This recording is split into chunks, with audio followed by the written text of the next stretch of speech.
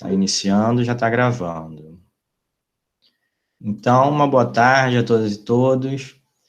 A gente vai iniciar agora mais uma atividade da Semana de Educação da Unirio. Essa Semana de Educação é a 10ª Semana de Educação, né? Ela costuma acontecer todos os anos, só no ano passado que não aconteceu por conta de toda essa tragédia sanitária que a gente está vivendo. Ela acontecia sempre de uma forma presencial, né? E essa é a primeira vez que ela acontece nesse formato remoto, como muitas outras coisas estão acontecendo assim nesse momento.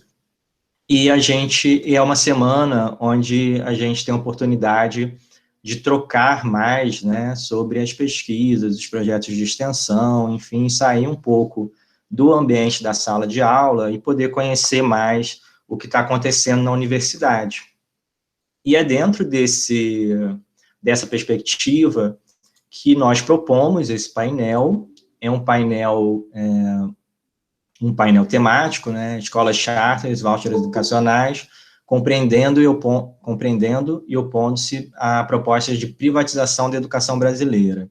A nossa proposta aqui... Olha o telefone tocando, foi só começar. A nossa proposta aqui é apresentar, falar sobre esse tema, tá? Realmente tentar chegar a algumas questões que são fundamentais para a gente entender as propostas de privatização da educação brasileira, ou seja, as formas como, principalmente as propostas de cunho liberal, né, as propostas neoliberais têm sido colocadas como soluções, e aí soluções com muitas aspas, né, mas como soluções para a educação brasileira. Então, a ideia é a gente entender esse tema, a gente conversar sobre ele, mas também a gente apresentar e vocês conhecerem o trabalho que nós estamos fazendo no nosso grupo de pesquisa e o projeto que a gente está desenvolvendo, né? Tanto eu, como Gabriela e Fabrícia, e nós já vamos nos apresentar um pouquinho melhor, mas eu só queria começar com essa colocação. E nós fazemos parte também do grupo de pesquisa, do grupo de estudos e pesquisas em avaliação em currículo, que é o GEPAC, que é também um grupo de pesquisa que tem mais de 10 anos e que vem pesquisando temáticas que de alguma forma dialogam com esse nosso projeto também. Vocês vão entender isso ao longo desse nosso painel. Então, eu sou o professor Henrique, eu sou professor do Departamento de Didática da Unirio, e enfim, é isso. Vou passar para as minhas colegas se apresentarem.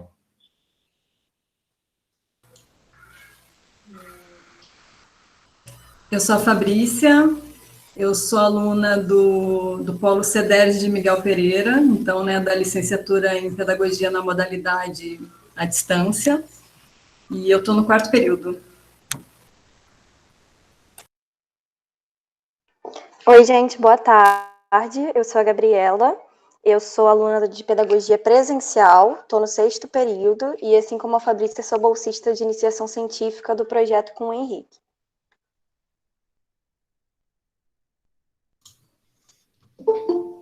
É isso. Então, e a gente vai se conhecendo ao longo da nossa conversa, né? Eu vou passar aqui. A gente pensou em iniciar com uma dinâmica que, na verdade, é uma forma da gente poder garantir alguma interatividade, já que nós estamos por meio desse instrumento aqui, que é o Google Meet, né? A gente pensou nisso. Eu vou colocar o link aqui, tá? Não sei se vocês conhecem o Mentimeter, ele é uma ferramenta que permite que as pessoas façam contribuições, né? Então, vocês vão poder acessar esse link, ou, o que eu sugiro? Se você tiver no computador, você pode acessar o link direto, abrir uma nova aba aí no seu computador. Se você tiver, ou então você pode pegar o seu celular, se você tiver aí à mão, e acessar pelo celular, né? Essa é uma opção. Se você tiver no celular, também você pode clicar no link ou fazer esse segundo caminho que tem aí no chat, não sei se vocês já estão vendo, que é acessar esse site aí, mente.com, e usar o código que está aí no chat, 8241-2385. Tá, eu vou trocar aqui a nossa tela.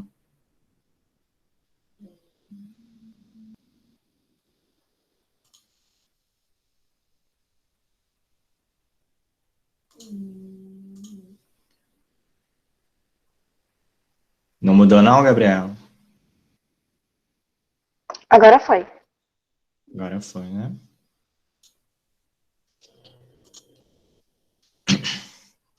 Então, vamos lá. Vocês podem, se vocês estiverem tendo alguma dificuldade, vocês podem falar aqui, pode abrir o microfone, escrever aqui no chat. Está aparecendo para vocês. A ideia é vocês responderem essa, não é uma pergunta, né? Mas se vocês fazerem essa, ó, já começou a aparecer aqui, que é pensar em uma palavra que define escola pública para vocês. Então, só para quem não está familiarizado, para colocar a resposta, vai no chat e clica no link que está ali, postado pelo Henrique, e aí as respostas via link vão aparecer aqui para a gente na tela.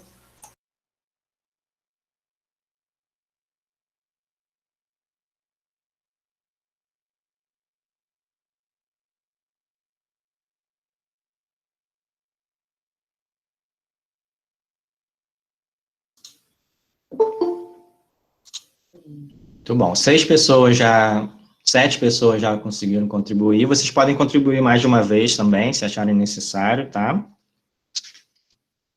Isso tudo vai formando uma nuvem de palavras.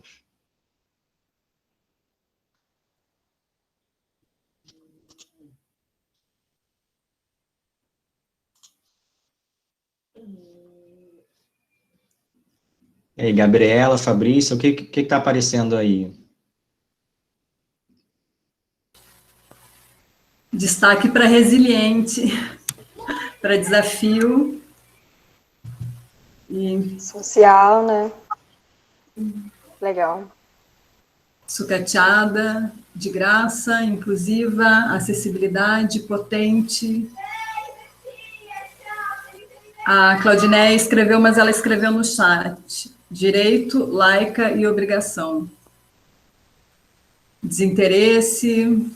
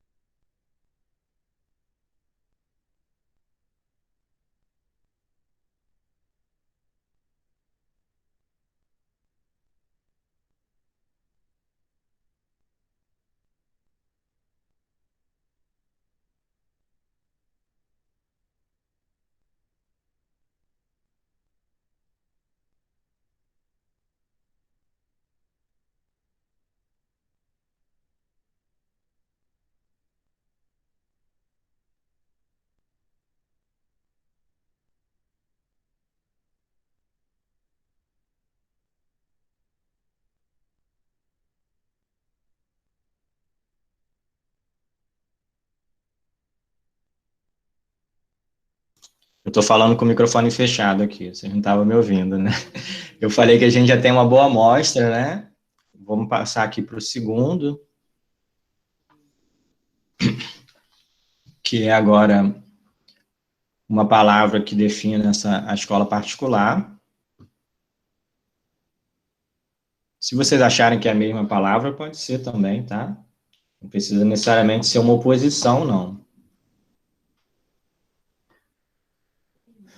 Elenilson perguntou da lista de presença, ainda não. A gente vai colocar mais ao longo do nosso painel, tá, Elenilson? E aí, quando a gente colocar também, pedir para vocês tomarem cuidado para colocar certinho nome, CPF, principalmente CPF, porque isso é o que vai depois gerar o certificado de vocês. Nome completo, CPF, e-mail.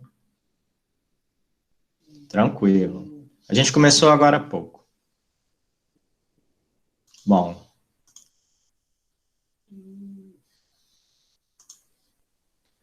O que temos? Vai, Fabrícia, Gabriela, vai narrando. Finge que é um jogo de futebol.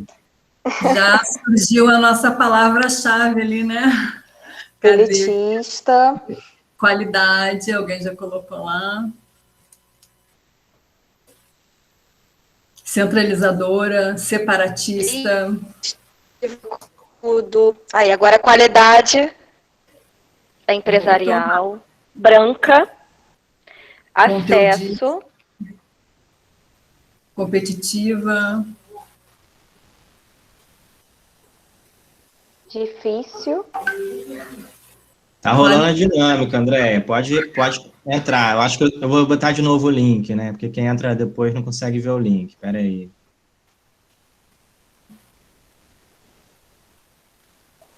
Compromisso, investimento. Link é esse aí, André. Privilegiada, elitista.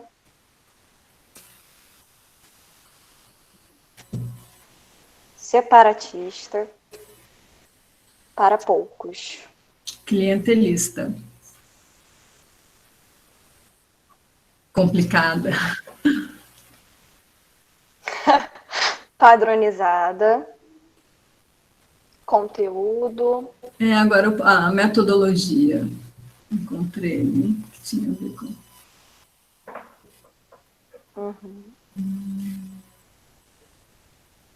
Preparatória, dinheiro, desejo. Desejo.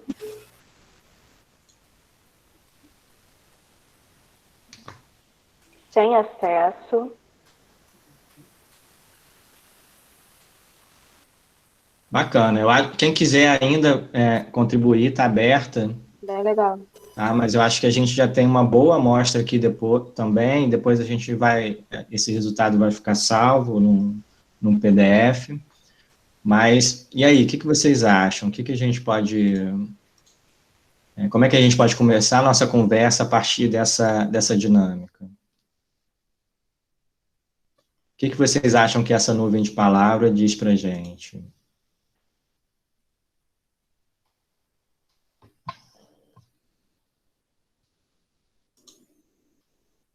Vocês estão tímidos, pessoal? Eu vou falar, então. Mas quem quiser é só levantar a mão, tá?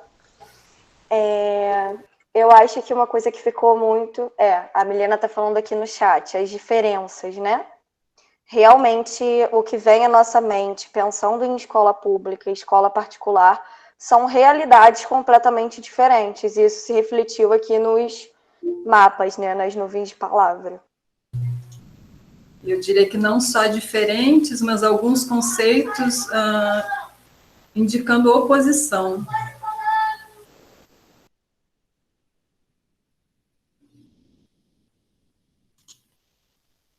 Bacana. A gente tem... Alguém ia falar?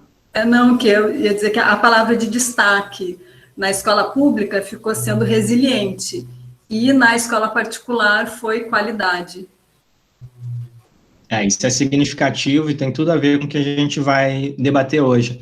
Elenilson, eu vi que você tinha levantado a mão e abaixou. Não quer falar mais, não? André, eu acho que ele caiu. Oi, desculpa, assim, é porque eu estou com um pouco de dor aqui na coluna, mas eu vou tentar participar. Eu fui professora a minha vida toda, boa parte, né, de escola particular. Então, às vezes, dá a entender que a escola particular não tem um compromisso, e ela tem um compromisso, né, com essa qualidade, né? E aí a discussão é que qualidade, né? Eu acho que é muito patente que a diferença... Trabalhei também na escola pública, no Pedro II, trabalhei em algumas escolas do município como gestora de projeto, e eu pude perceber que a diferença fundamental é essa questão do compromisso, né? Porque ali na escola particular, quer queira ou não, a gente tem uma relação mais de clientela, por isso que eu botei clientelismo, é mais assim o cliente, é mais... Mas isso não significa que não haja um compromisso. Né, assim, a gente tem excelentes profissionais, a gente sabe disso, que inclusive atuam nos dois campos, né? Tanto na escola pública, ao mesmo tempo, né? Na escola pública e na escola particular. Né? Então, é isso, porque às vezes a gente faz essas diferenças, né? É claro que a escola particular ela está sujeita a outras regras, a algumas outras lógicas, né? Mas que não significa que a gente não esteja vendo isso também, essas mesmas lógicas, e eu acho que você vai tratar um pouco disso, né, Henrique, nesse painel. Não significa que essas mesmas lógicas não estejam, a gente não esteja verificando isso na escola pública, né, nas escolas públicas, é isso. Excelente, André. Eu já vou comentar isso que você falou, mas antes vou passar a palavra para o Helenilson. Boa tarde. Tá me ouvindo bem? Porque eu estou no meio de barulho. Estamos ouvindo bem. Eu não sou muito a favor assim, de generalizações, não, né? Eu concordo em parte com o que ela falou. Realmente, a escola pública trata, em muitos casos, como clientes, mas tem muitos alunos ali de uma situação carente também, que através de bolsas e provas estão lá também dando sangue também para poder manter isso ali. Assim como na escola pública, também tem muitos alunos muito interessados, assim como tem escolas públicas muito boas. E eu não estou nem me referindo só à CAP da UFRJ, Pedro II, não, as escolas municipais públicas, municipais mesmo, né? Porque assim, o Pedro II e o CAP são até, usando uma frase manjada, de outro patamar. Né? Isso vai muito também da gestão. A gestão educacional é muito importante, tanto na escola. Tem diretores que conseguem, com pouco recurso, conseguir levantar uma escola municipal. Assim como tem mais diretores que acabam sendo mandados embora, porque é particular, que não conduzem bem a metodologia, o ensino de uma escola particular. Então, claro, é fato que a gente podemos dizer que o ensino da escola particular, de modo geral, acaba sendo melhor porque são mais cobrados que a pública. Mas a pública tem muita força também, ela resiste a isso tudo. E em muitos casos, vemos alguns alunos de escola pública com sangue na veia mesmo, de ter se matado, de ter estudado, passado por todos aqueles sacrifícios que, em muitos casos, sempre lembrando de não generalizar, a escola pública não passou. Era mais ou menos isso que eu queria falar. Excelente, Helenilson.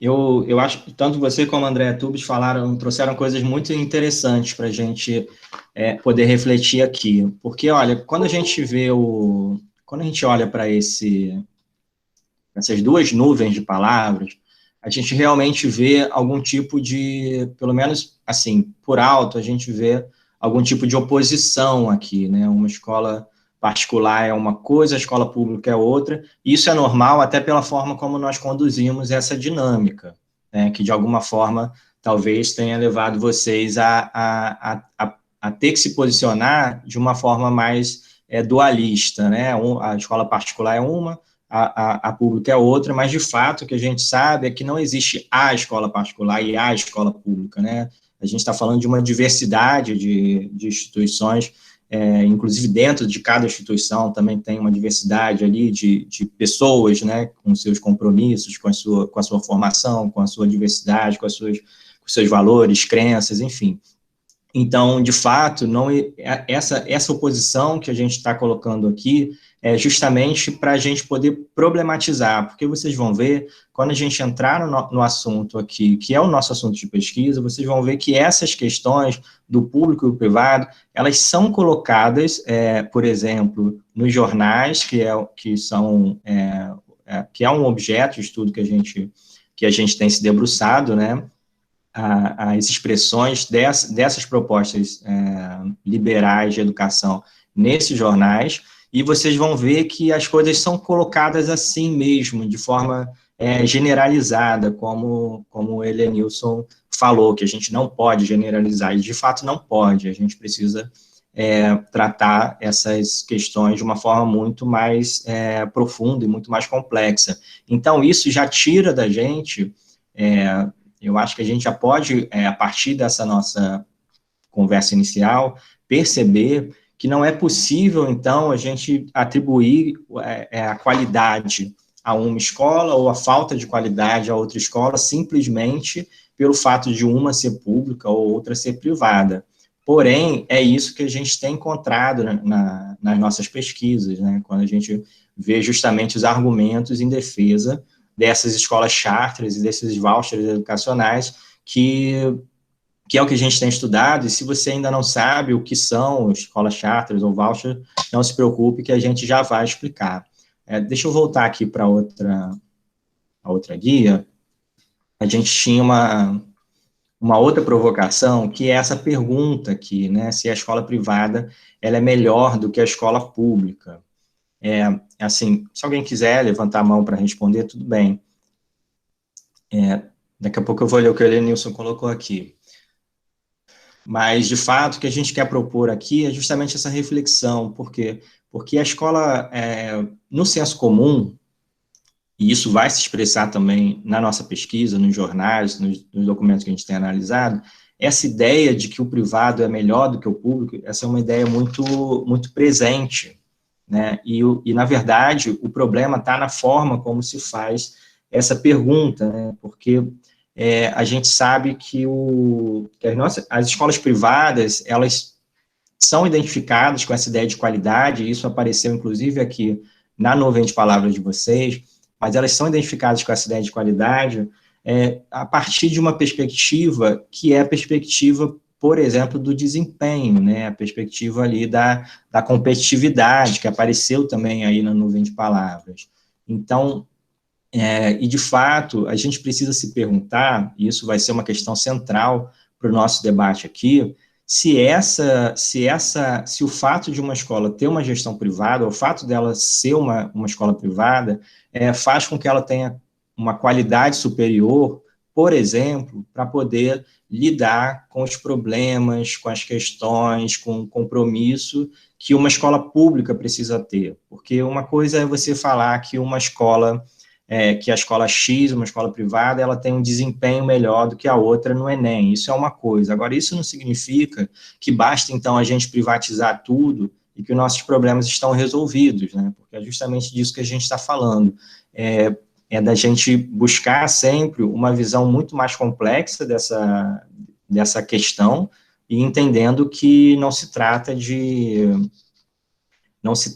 apenas de mudar a gestão, né, de botar uma gestão privada ali, que então essa escola, a gestão privada, por exemplo, vai ter a capacidade de melhorar uma escola que fica, por exemplo, da Cidade de Deus, uma escola que 3 vezes por semana fica fechada, porque não pode abrir, porque tem conflito e tudo mais, e não sei o quê.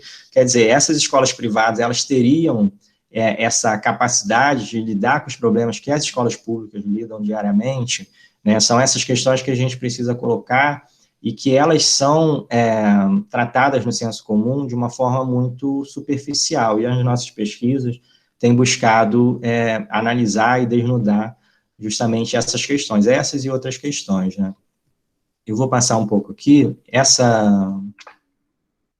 aqui vocês estão vendo uma manchete, que é do Fernando Schiller. Ele é um economista, enfim, ele é um colunista de vários jornais, e ele é uma das pessoas que tem defendido algumas propostas de cunho liberal para a educação brasileira, né?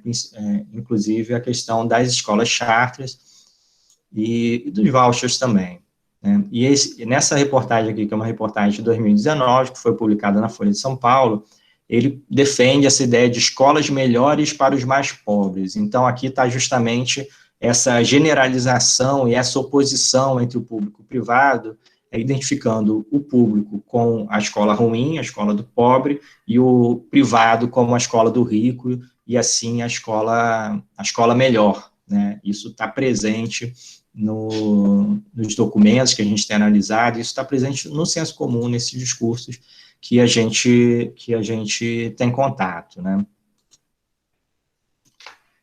Gabriela. Então, gente, eu vou explicar um pouquinho melhor para vocês o que são as escolas charter, né? Qual é esse projeto de escola que não surgiu aqui no Brasil, depois o Henrique vai falar um pouquinho mais à frente. Pode passar, Henrique.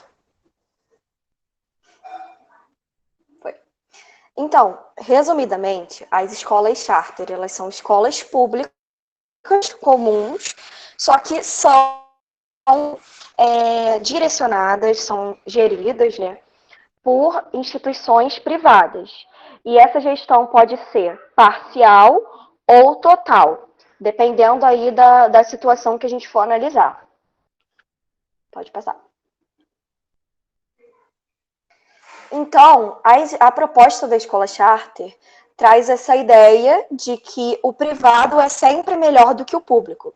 Então, é como se você pegar a gestão da escola pública e dar essa gestão para ser comandada por um ente privado fosse solucionar todos os problemas da escola pública, o que a gente sabe que não é verdade. E aí a Fabrícia vai falar um pouquinho para vocês sobre o que são os vouchers. Já os vouchers educacionais, eles são um outro tipo de programa que também entra nesse modelo de privatização da educação e funciona como vales educacionais, valores que são repassados para as famílias, para os responsáveis, num valor que equivala ao custo do aluno na rede regular de ensino, para que a família possa optar por matricular os filhos na escola em que ele decidir, né? Então, trabalha em cima da liberdade de escolha parental. Escolas da rede privada, né? Então, no caso, você pega um recurso que é um dinheiro público e repassa para uma entidade privada na forma de um vale. Então, a premissa é a liberdade de escolha das famílias, promoção do acesso à educação, tipo, não consigo vaga na escola pública, então eu vou ter acesso numa escola particular. E a ideia de que as escolas privadas oferecem esse ensino, né, uma educação de qualidade que é superior à rede pública. Esse tipo de financiamento, ele tem origem nos ideais de um economista, Milton Friedman, que depois o Henrique vai detalhar até numa linha do tempo como é que isso surge. E tem uma obra dele, pode estar no próximo, né, Capitalismo e Liberdade. Ele vai deixar bem explícito assim, como que essa política se alinha com ideais de livre mercado, competição, liberdade de escolha, para assumir uma demanda, né, uma demanda que até então se entende que não é bem suprida, e promover a melhoria da qualidade das escolas através do estímulo da competição, né? Ele sugere que, à medida que a escola privada vai ter que disputar essa verba que pode ir para a escola pública, que isso vai estimular que ela melhore a sua qualidade de ensino, para poder estar, né, num páreo aí para concorrer com essas escolas que são entendidas de melhor qualidade.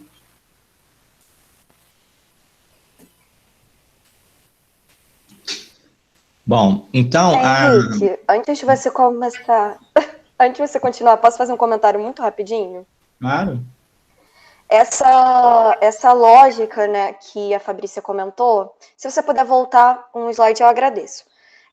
Da questão de qualidade, que apareceu na nossa nuvem de palavras, né, da questão da livre escolha também dos pais, aparece também na questão das charter, não especificamente aqui no Brasil, porque você não é obrigado matricular o seu filho especificamente por bairro, né? Você teria uma prioridade, mas não é uma obrigação da rede, enquanto lá fora é distrital. Então, esse é um argumento a mais de quem deixa ao nosso contexto.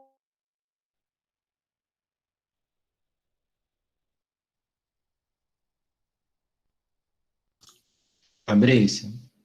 Então, também agora me veio um insight, né, com relação à nossa dinâmica lá das palavras, em que essa questão da qualidade, né, da escola ou da educação, muitas vezes reflete uma visão da educação como um produto, né, mais um bem de consumo a que a gente tem acesso.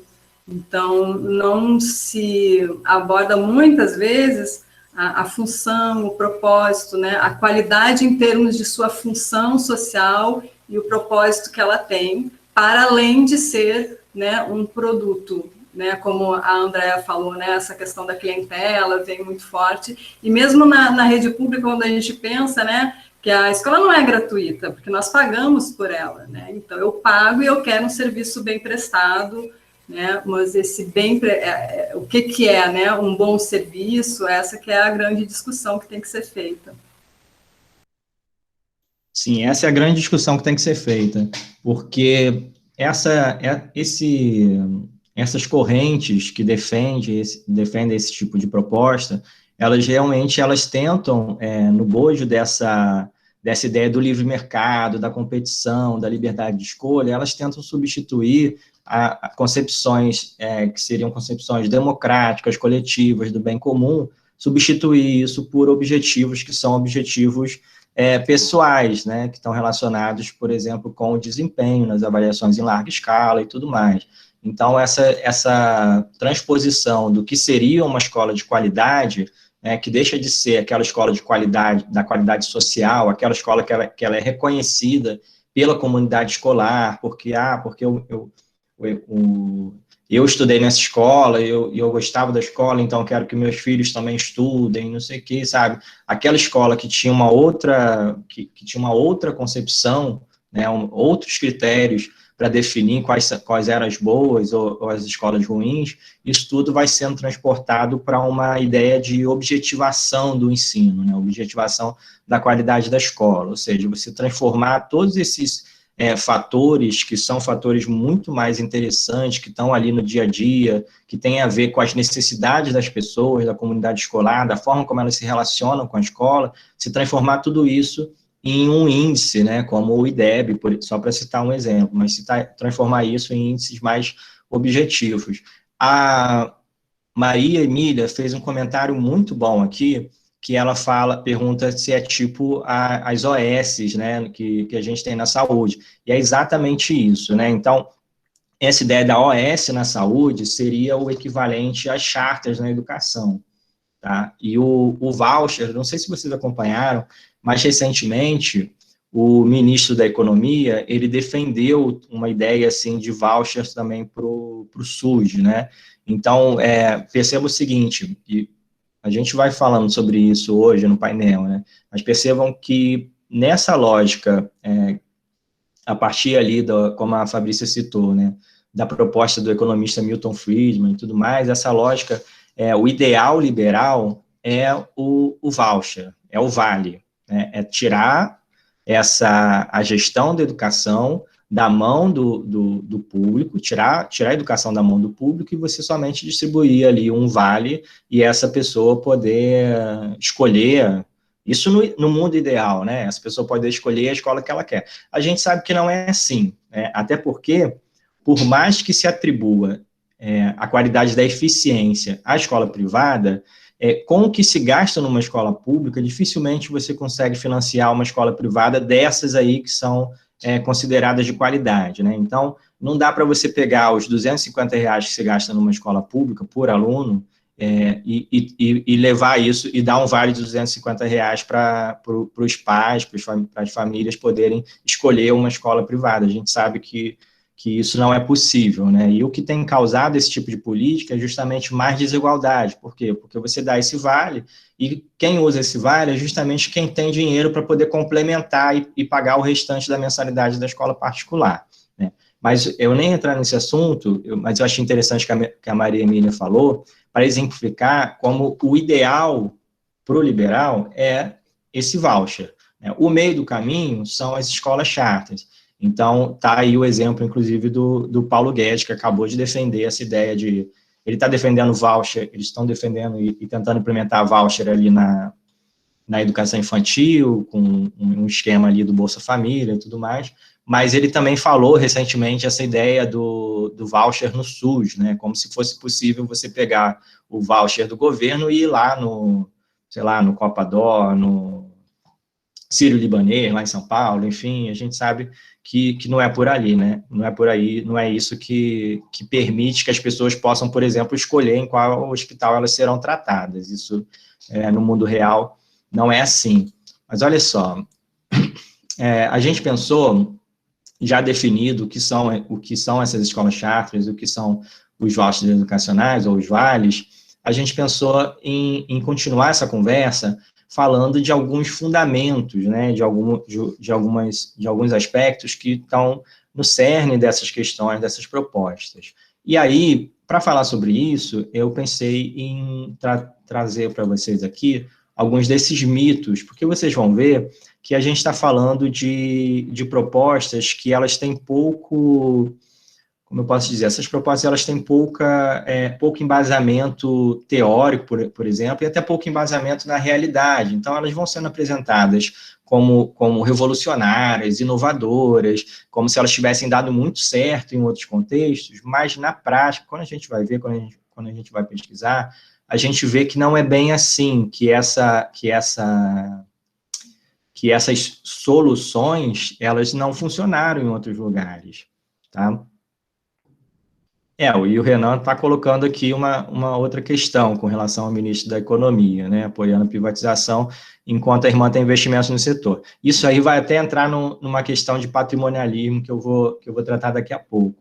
Mas olha só, o primeiro mito que a gente enxerga, principalmente, e aqui eu estou falando principalmente da questão das charters, né, que é essa ideia de que não é privatização. Então, em alguns locais aqui no Brasil, onde as charters foram implementadas, vinha com essa ideia de que, olha, nós não estamos privatizando, né, nós estamos terceirizando, nós estamos só fazendo uma parceria. Vocês escutam essas palavras o tempo inteiro, né? Então, a ideia, para tornar isso um pouco mais palatável, é dizer que não é privatização.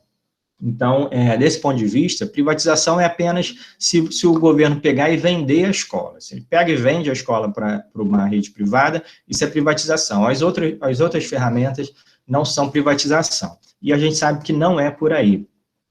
A gente vai considerar, na nossa pesquisa, isso que tem se considerado no campo de pesquisa educacional, que estuda a privatização da educação, que entendendo a privatização como algo muito mais amplo, né? Então, a privatização, ela tem a ver com esse aumento da participação do setor privado nessa provisão do serviço de educação, e não só o aumento dessa participação, como também uma ideia de que é preciso mudar também a lógica, os valores, a perspectiva, introduzir todas essas questões que estão identificadas, que vocês identificaram, por exemplo, quando falaram da escola privada, há muitas propostas que tentam introduzir essas concepções na escola pública, ou seja, a questão da competitividade, a inovação nesse sentido, a questão da classificação, da meritocracia.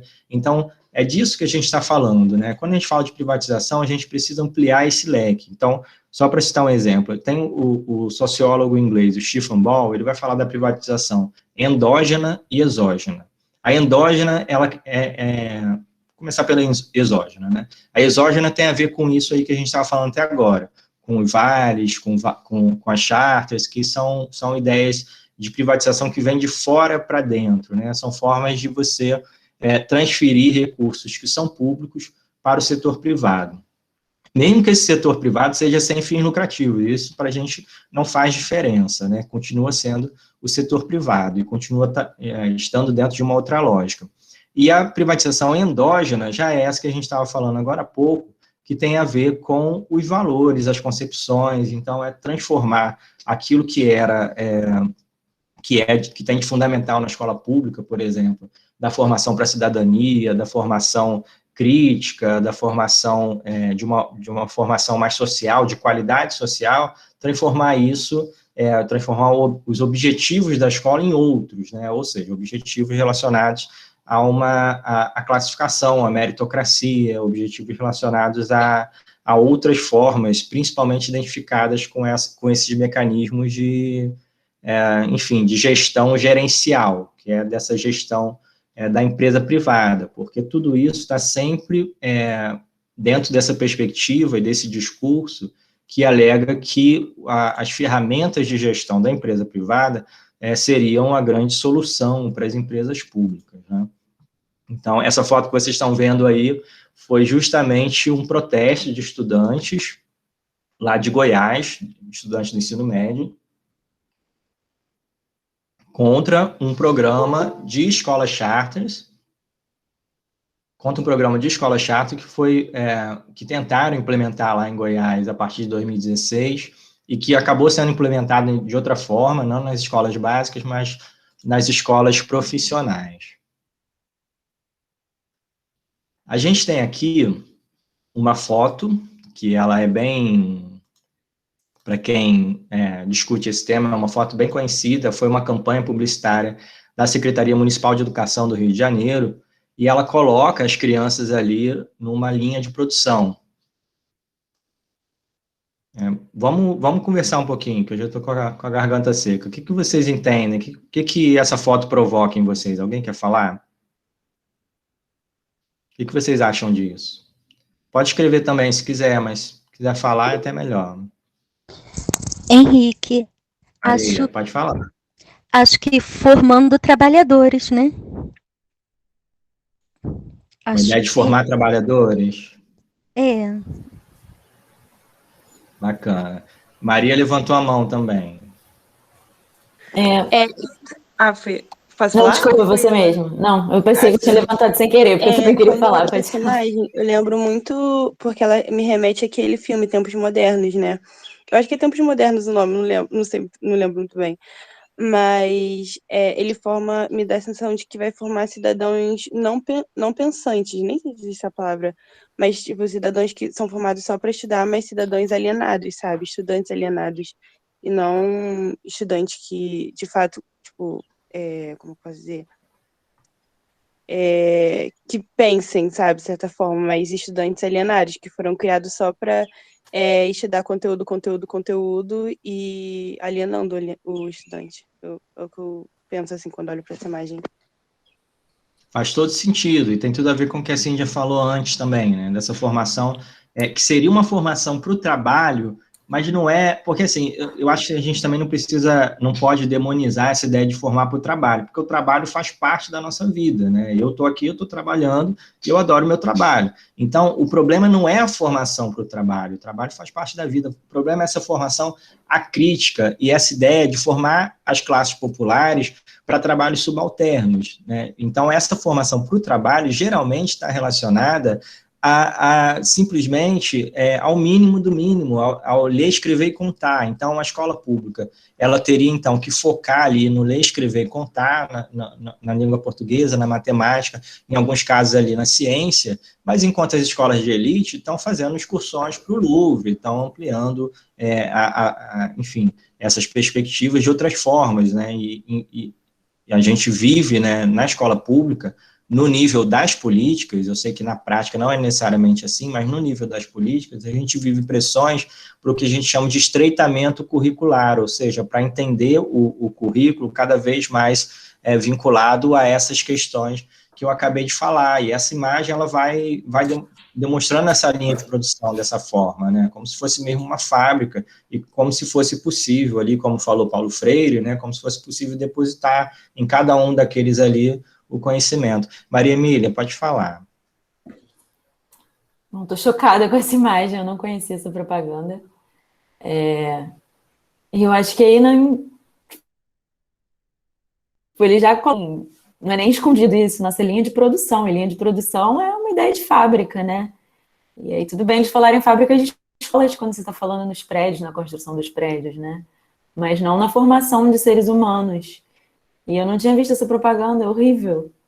Eu sou professora da Prefeitura do Rio, mas eu entrei posteriormente a esse período em que foram construídas muitas escolas, né? E essa imagem me deixou chocada, assim, simplesmente, porque é a ideia de que todo mundo é igual, né? Que vai formar as pessoas da mesma forma, não existem questões sociais, não existe nada.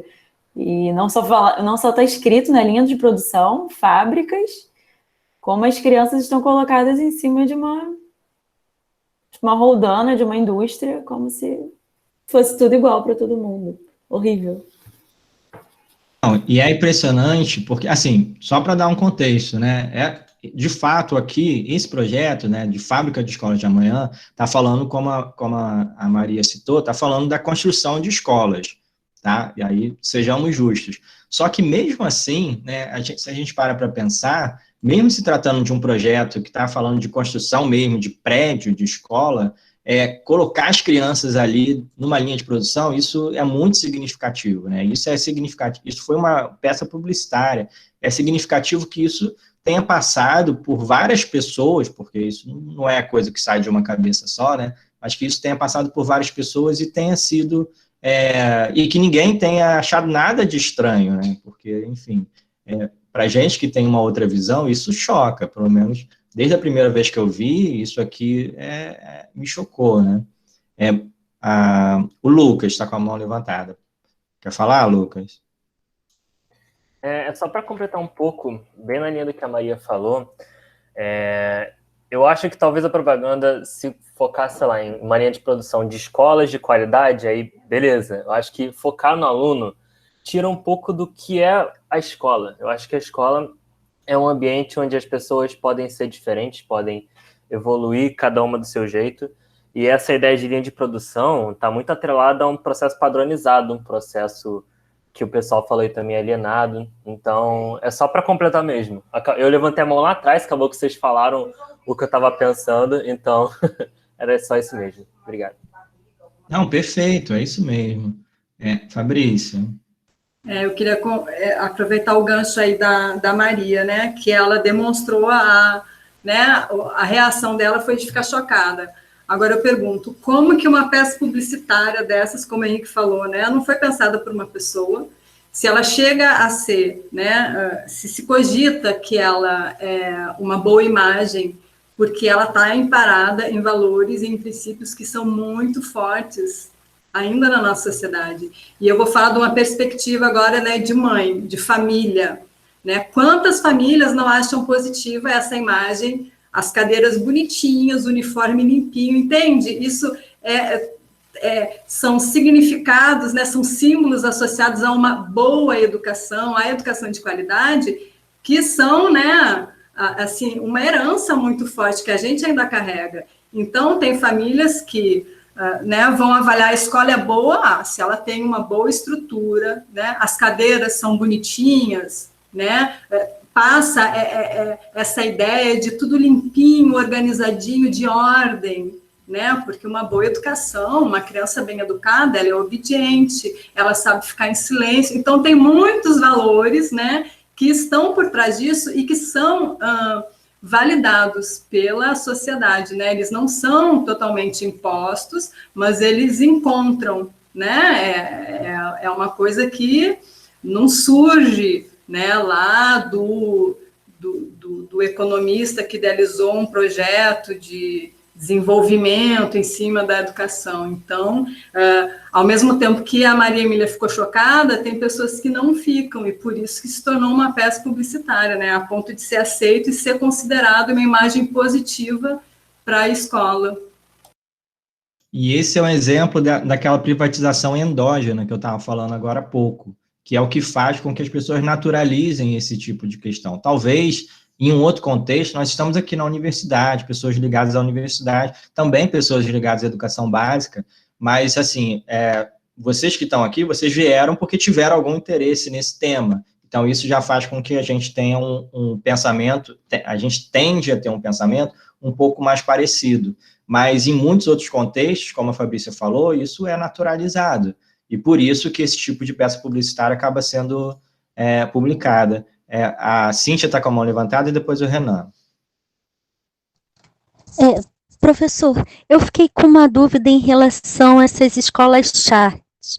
Elas são, tipo essas fundações, instituições, assim, quando você falou, eu pensei naquela escola que fizeram da polícia militar, que ela é bancada pela verba pública, só que ela não é administrada, vamos dizer, pela prefeitura ou pelo governo do estado. Eles contratam professores.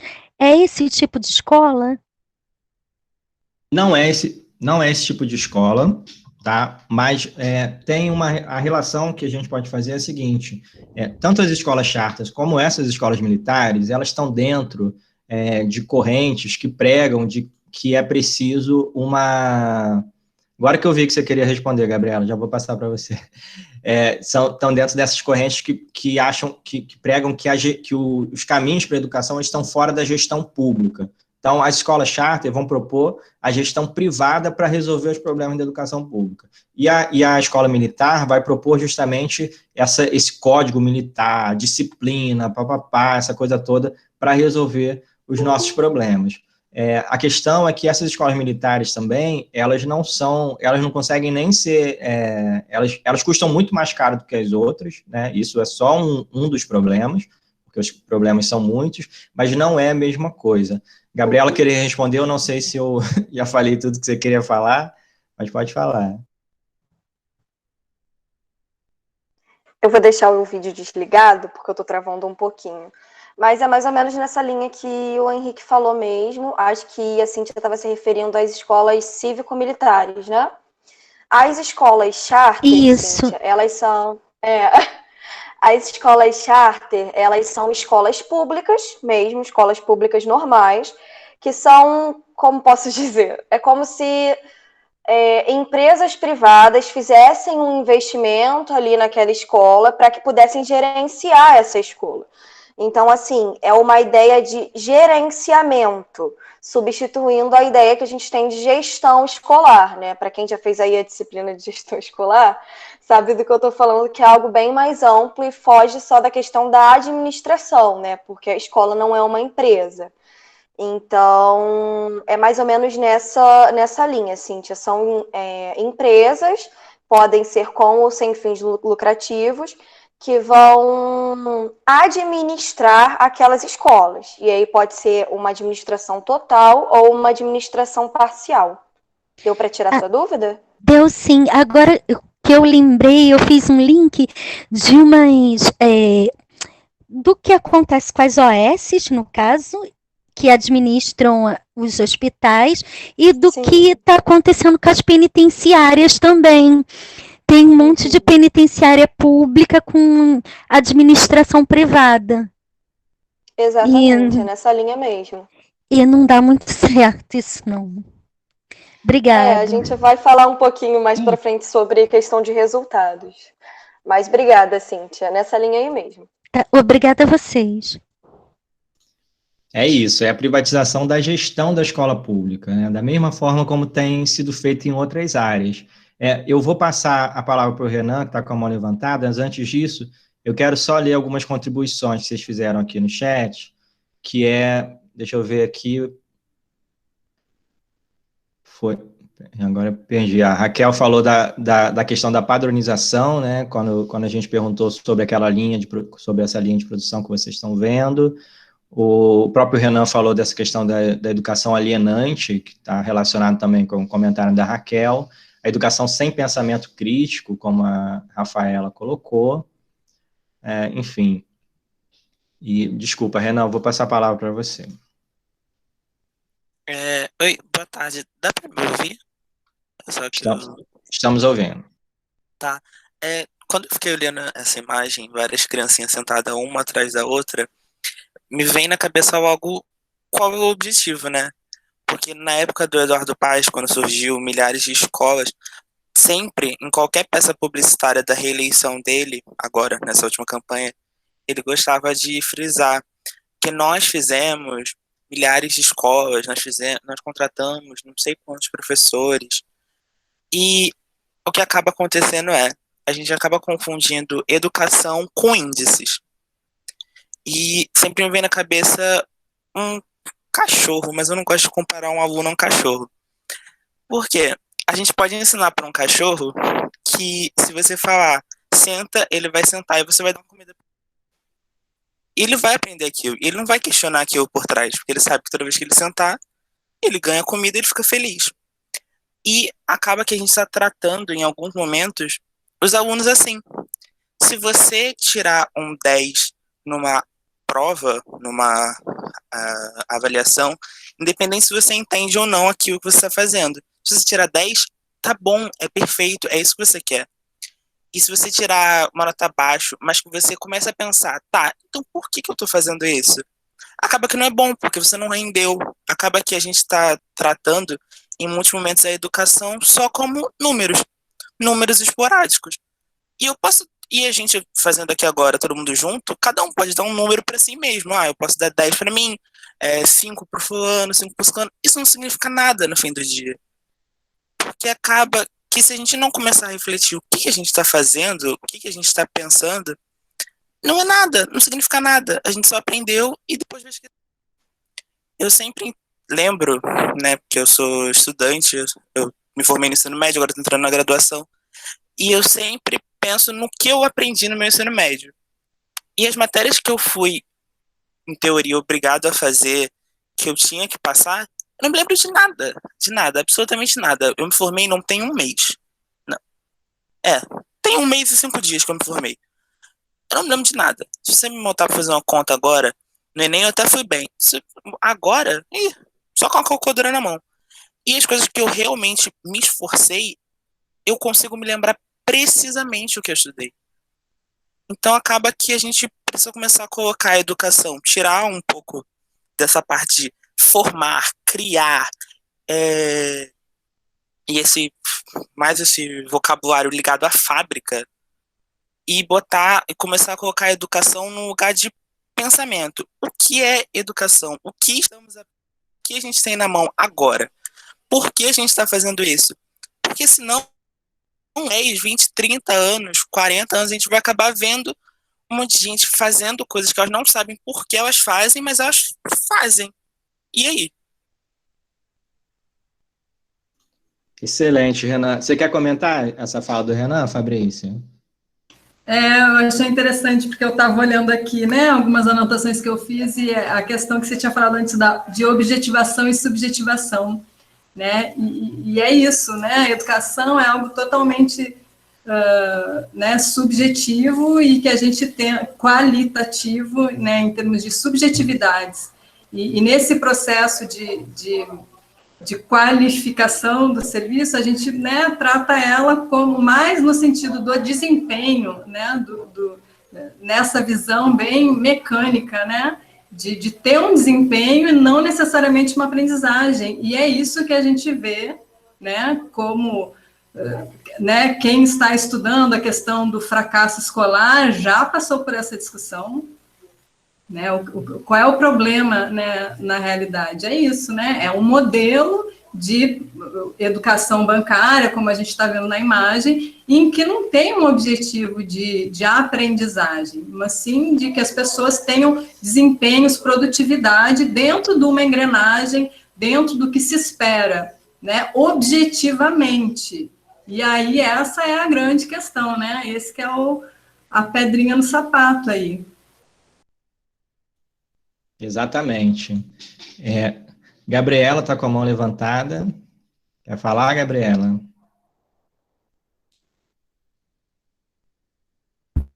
Olá, quero sim. Boa tarde. Boa tarde. Boa tarde, Henrique. Boa tarde a todos. Enfim, eu também não conhecia essa... Eu acho que eu não conhecia, porque senão eu teria... É muito forte essa imagem dessa propaganda, né, Henrique? Eu teria lembrado.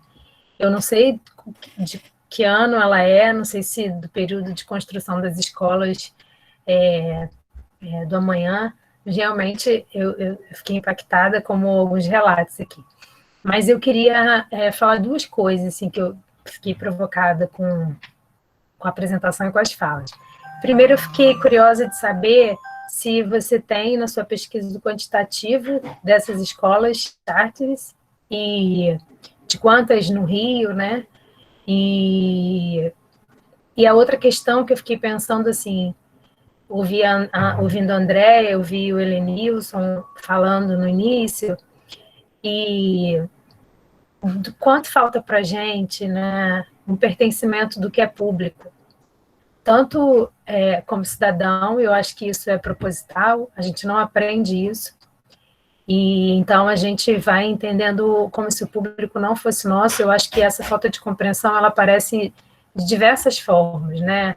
Eu acho que tanto da falta de pertencimento que a gente tem, mas do desconhecimento dos nossos direitos, da gente se sentir apropriado e à vontade para indagar, para questionar, inclusive para ter acesso às escolas. E quando eu digo acesso às escolas, assim, tem uma questão que sempre me intrigou muito. Assim, eu fui professora da rede pública municipal do Rio durante muitos anos, 12 anos, professora da rede privada também, e eu sempre ficava muito inquieta quando eu percebia a postura de algum responsável ou das próprias crianças, de quando algo dava certo, algo funcionava na escola, e as pessoas têm uma ideia assim de tanta gratidão, de agradecer tanto como se fosse um favor, como se não fosse também responsabilidade do funcionário público, né? Porque o funcionário público ele está ali para servir, né? O funcionalismo público é para isso,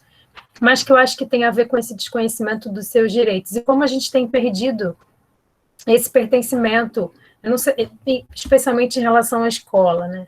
Então, eu fico pensando assim, né? Quais são os desafios e como é que a gente faz, especialmente nos espaços de formação, a gente, enquanto professora, esse é um curso de formação, para que as pessoas tenham sintam, né, pertencentes a isso que é público, que é nosso. E é pago, né? A gente paga e a gente paga caro por isso.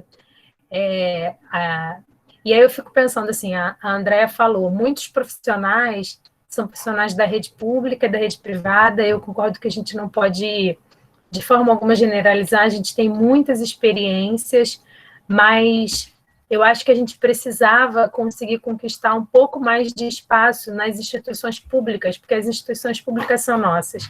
E outra coisa que sempre me dava muita angústia, isso me dá até hoje, porque eu acho que isso não está resolvido.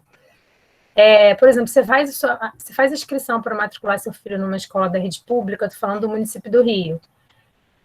Não é toda escola que você tem acesso, porque, por exemplo, você vai matricular seu filho numa escola da rede privada, você pode entrar, você pede para conhecer a escola, você marca entrevista, você conversa com os profissionais, e muitas vezes na rede pública, os próprios profissionais, eles também não têm essa consciência de que aquilo é público, então, assim, não é aberto aos pais, às famílias. Sempre me incomodou pensar, como é que você põe seu filho numa escola que você não pode conhecer antes, que você não pode visitar, que você não pode entrar, que você não conhece projeto político-pedagógico. Então, assim, tem um distanciamento muito grande, e isso cada vez mais tira, e propositalmente, a gente sabe que a gente tem uma política que é nesse sentido, tira essa ideia do pertencimento do que é público e faz com que o privado seja visto, né, como sendo o melhor, porque aí a gente também vai abrindo mão dos nossos direitos. Então, enfim, eu acho que é isso, assim, eu queria falar sobre isso, que eu fiquei muito inquieta desde do início, assim, de como a gente vem cada vez mais não entendendo e o que é nosso, né, a gente vai cada vez abrindo mão e perdendo, e aí se você tem o quantitativo de quantas escolas, né, que tem essa gestão aí, como a Gabriela falou, um gerenciamento privado, se você tem esse dado, eu fiquei curiosa. Não, muito interessante, Gabriela, porque assim, primeiro, eu vou começar pelo final. Você tocou em alguns pontos que são essenciais, porque a gente está tratando aqui, quando a gente fala que é preciso compreender e se opor a essas políticas, são políticas que estão na matriz liberal, né, que tem essa concepção liberal de educação, ou seja, a concepção da competição, uma competição de regulação via mercado, ou seja, as escolas elas teriam que, de alguma forma, estar inseridas em um mercado, esse mercado, ele próprio se regula, né? Então, o grande problema está justamente nessa ideia da qualidade, né, que é entendida por cada pessoa de uma forma diferente, a gente entende a qualidade no sentido mais de uma qualidade social, enquanto essas correntes vão inserindo no nosso senso comum essa qualidade aí que vocês estão vendo na tela, da linha de produção, da padronização e tudo mais. Então, quando a Gabriela coloca, é claro, nós somos servidores públicos, muitos aqui são, ou vão ser, ou querem fazer concurso, enfim, ou mesmo professores de escola privada, mas, enfim, a gente tem um compromisso, que é o compromisso com o público, né, e isso não pode, isso precisa ser colocado, isso precisa estar evidenciado, né, então, quando fazem crítica à educação pública, como se a gente não tivesse de forma nenhuma prestando contas, ou como se a educação pública fosse ineficiente porque ela não atinge determinados índices.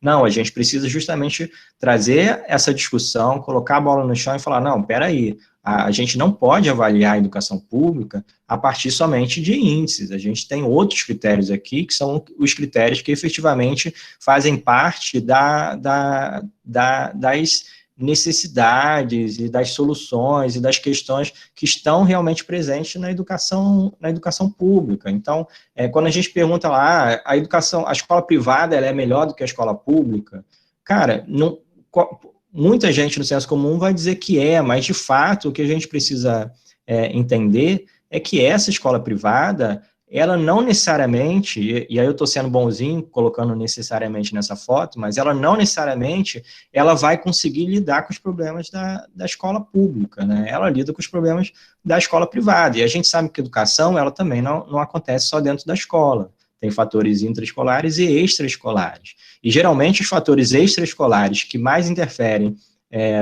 no aprendizado das crianças estão justamente na escola pública, né, no sentido mais cultural, no sentido de acesso mesmo, né? A gente está num momento, por exemplo, que o acesso faz toda a diferença. Então, esse acesso, ou essa falta de acesso, tem gerado uma desigualdade cada vez maior, principalmente na escola pública, né, que é onde estão as crianças que menos têm acesso. Aí a outra questão que a Gabriela perguntou, com relação à charter, isso é interessante você ter perguntado, porque olha só, a gente, por exemplo, no Rio de Janeiro não tem escolas charters no sentido que a gente está trabalhando, mas se você for pegar conceitualmente, e aí alguns autores vão trabalhar com a ideia de que, por exemplo, você que estuda educação infantil, que, por exemplo, as escolas conveniadas são escolas charters, porque fundamentalmente elas são, se você pegar, o que é uma escola charter? Assim, o resumão é uma escola pública gerenciada por uma instituição privada, né? Então, se é uma escola pública gerenciada por uma instituição privada, esses convênios que nós temos no Brasil há mais de décadas, né, há várias décadas, esses convênios seriam escolas charters, tá? Nesse sentido. Agora, o que a gente tem nos últimos anos, que a nossa pesquisa vem mostrando isso, é um outro movimento que é principalmente o que trata a escola charter como solução para a eficiência, para o desempenho, para criar um outro mercado. Por quê? Porque esses convênios tradicionais que a gente tem lá, desde a redemocratização e tudo mais, esses convênios, eles foram criados para suprir a falta de oferta, principalmente de creches, né, no setor público. Então, não tinha vaga, vai para a escola, faz um convênio, e essa criança vai para uma escola conveniada. O movimento que a gente tem estudado e que vem se apresentando nos últimos anos é justamente a proposição dessa escola relacionada a uma ideia de melhor eficiência, de desempenho. Então, ela está relacionada também com a questão da avaliação externa, desses índices que a gente está falando, está relacionada a essa linha de produção que a gente está vendo aqui. E é até interessante que os defensores, né, esse movimento pró-charter, por exemplo, eles não trazem as escolas conveniadas como exemplos, né? Eles trazem as escolas charters dos Estados Unidos. Então, vocês vão ver, eles falam assim, Lá nos Estados Unidos é uma maravilha, então a gente precisa fazer o mesmo aqui, que isso vai resolver todos os nossos problemas. Eles esquecem de falar que isso já existe aqui no Brasil há muito tempo, e você que é da educação infantil, você sabe que não é porque uma escola é conveniada que ela é melhor do que as escolas, as creches, por exemplo, as conveniadas não são melhores do que as públicas simplesmente porque são conveniadas. E muitos estudos vão dizer, inclusive, que elas são muito mais precarizadas do que as escolas públicas, né? Principalmente, e como na creche não tem a questão de desempenho, a gente pode olhar, por exemplo, eu li um estudo desse outro dia, que pega a questão mesmo da estrutura, da formação dos profissionais que fazem parte,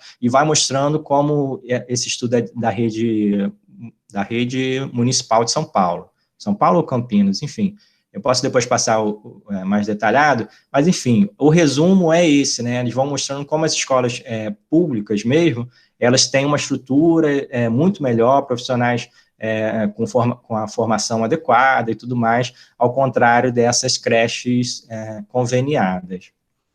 Eu vi que alguém levantou... Ah, Maria. Henrique, só uma dúvida. Você falou que não tem no Rio, mas tem um número expressivo em outros estados no Brasil? A gente tem em Goiás, na educação profissional de Goiás, tem em Porto Alegre, não é um número expressivo, são 4 escolas até então, e posso depois explicar por que não é um número expressivo. Um dos obstáculos para essas escolas é justamente o Fundeb, porque não se pode usar as verbas do Fundeb para financiar essas escolas. Então, se vocês lembram, no final do ano passado, houve uma tentativa de incluir essas escolas no Fundeb, justamente para poder expandir esses modelos, e a gente tem Belo Horizonte não, o estado de Minas, na verdade, prometendo criar ainda 4 escolas charters ainda esse ano.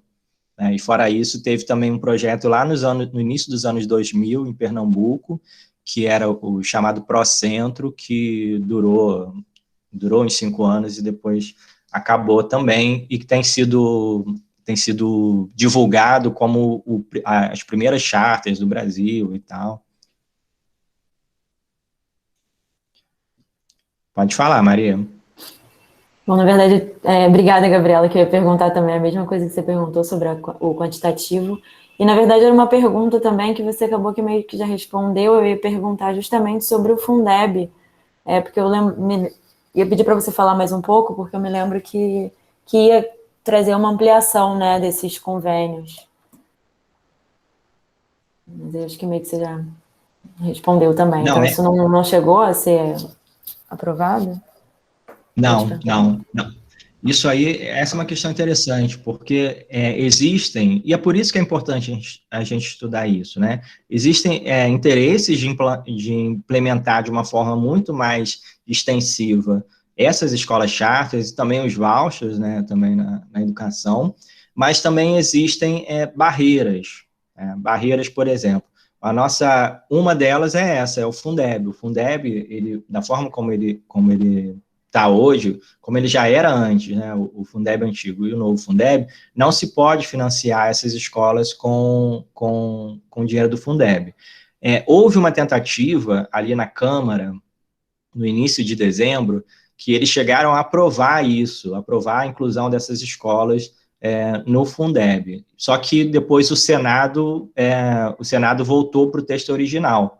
Tá? Então, foi no Senado que essa proposta foi barrada, depois a proposta voltou para a Câmara e a Câmara já aprovou o texto do Senado, ou seja, tentaram colocar as charters ali, mas não conseguiram. No final das contas, o novo Fundeb não teve essa mudança, né? O que é permitido, que já era antes, é justamente o financiamento dessas...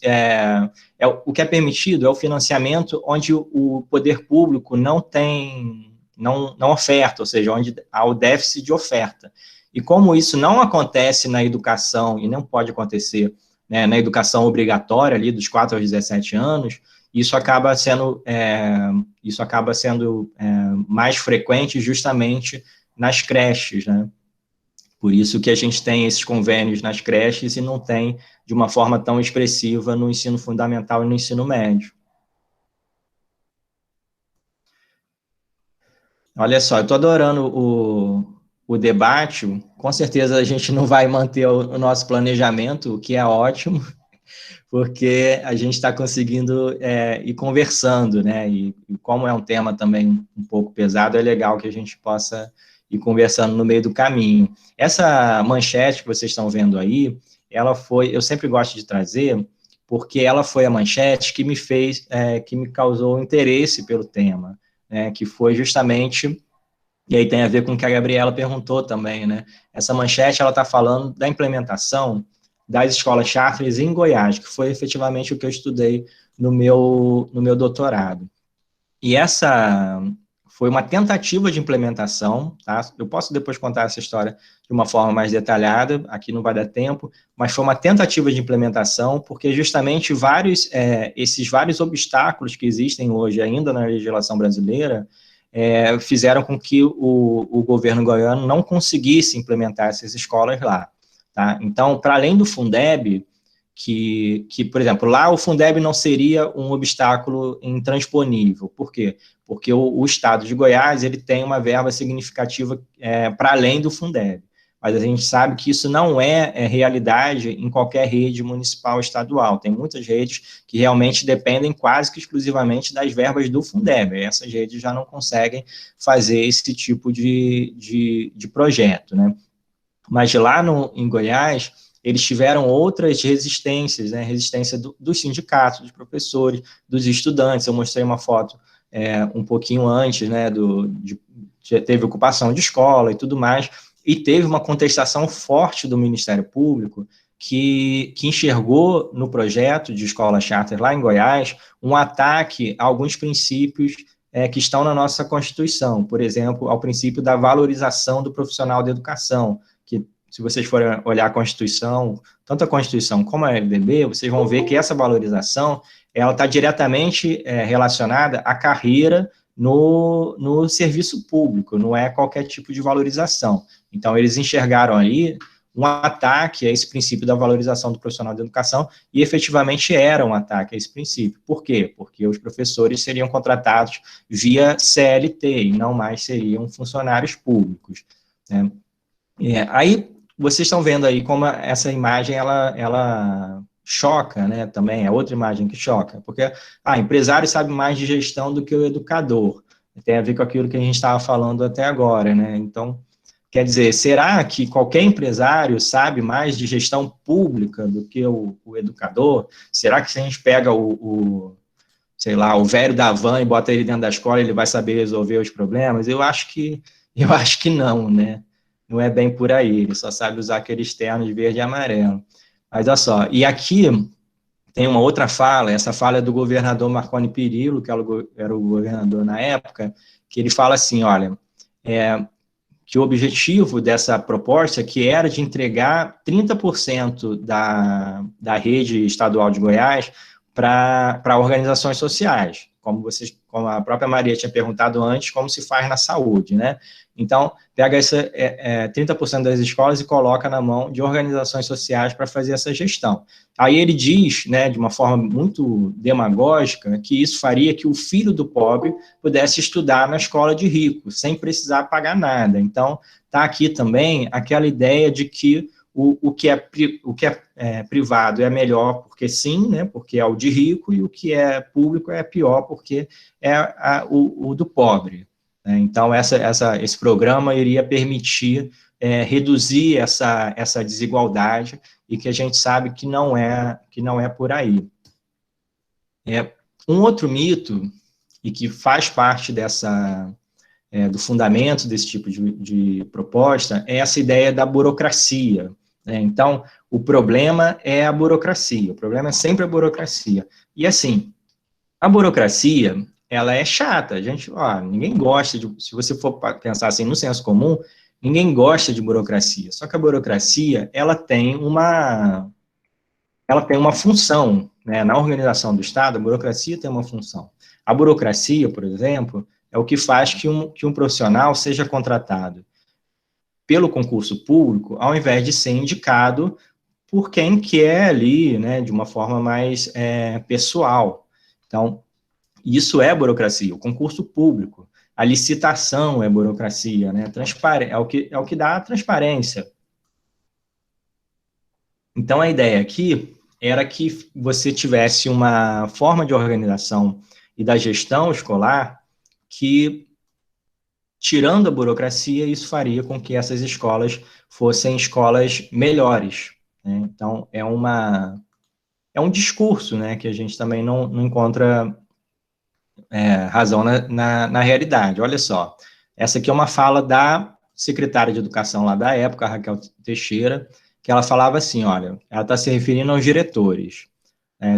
Com essa gestão pela OS, eles não teriam que se preocupar com canos vazando, se a infiltração da parede vai estragar um computador, se a descarga da privada está funcionando. Então, toda essa parte sairia do ombro dos diretores. Ora, excelente, essa realmente é a parte chata da burocracia, né? Mas ela esquece de falar toda a outra questão, né? E a gente está vivendo um momento onde não só agora, mas já há muito tempo, né, a gestão pública, ela se confunde com o privado, né? E é justamente a burocracia que traz a impessoalidade, que traz a transparência, né? Tudo isso advém da burocracia. Então, nessa lógica, a burocracia está sempre relacionada à ineficiência, e aí, em oposição a isso, a gente teria essas propostas que são propostas de cunho gerencial, né? Eu coloquei aqui, para falar rapidamente, porque a gente tem essas três formas de organização, quando se fala em gestão pública, né?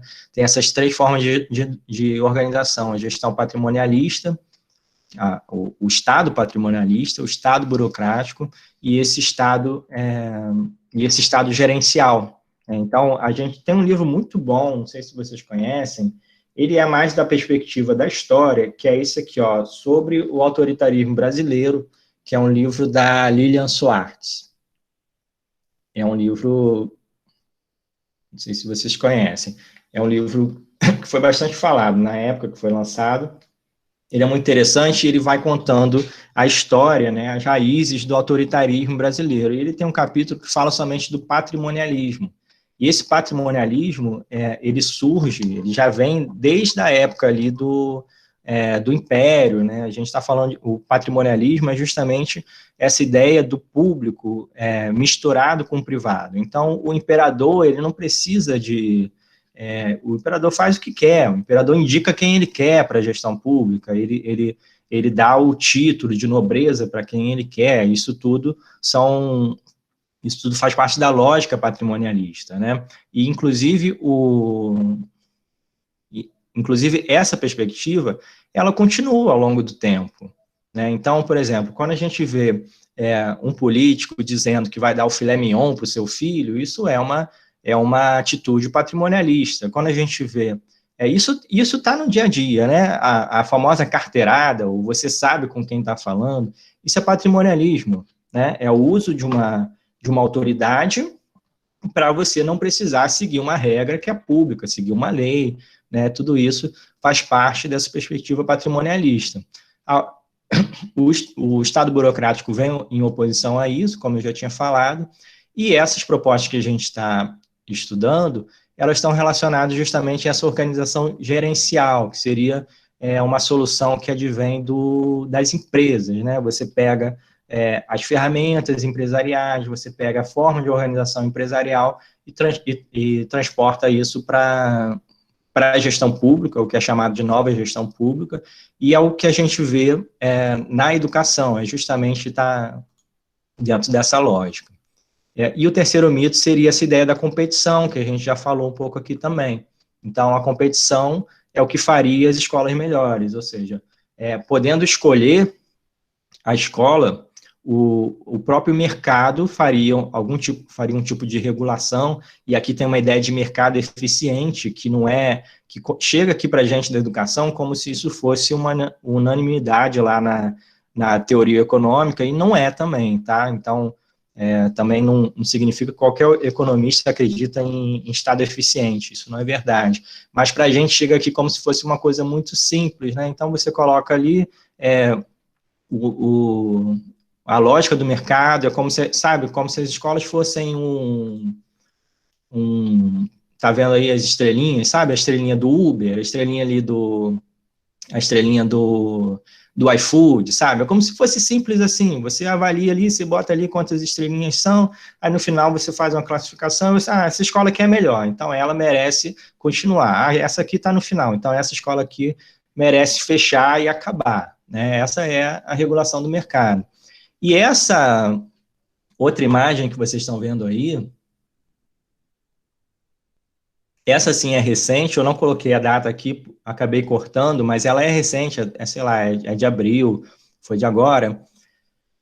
Ela é um ranking que a Secretaria Municipal de Educação fez para ranquear as escolas que tiveram mais acessos ao aplicativo lá do Rio Educa em Casa, né? A Maria deve saber do que eu estou falando, que ela falou que é da rede.